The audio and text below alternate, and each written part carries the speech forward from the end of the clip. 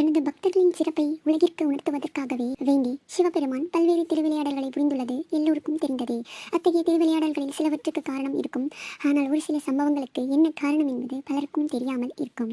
அதையடுத்து மதுரையில் நடந்த பிட்டுக்கு மண் சுமந்த திருவிளையாடலில் மூதாட்டிக்காக சிவபெருமான் எதற்கு கூலி ஆளாக வந்தார் என்பதை பற்றி அறிந்து கொள்வோம். சமய குறவர்கள் 4 பேரில் ஒருவரான சுந்தருக்கு ஒருமுறை திருமணம் நடைபெறுவதற்கான ஏற்பாடு நடந்து கொண்டிருந்தது.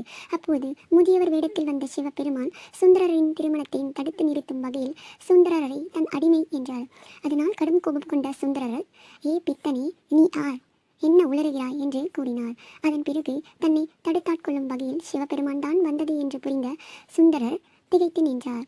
அப்பொழுது தன்னை பாடும்படி சிவபெருமான் கூறிய போது எப்படி தொடங்குவது என குழம்பினார். என்னை பித்தன் என்று திட்டினாயே, அதிலேயே தொடங்கு என்று சிவபெருமான் கூறினார். அதையடுத்தே பித்தா பிறை சூடி பெருமானே அருளாளா என்று சுந்தரர் பாடினார். சிவபெருமானின்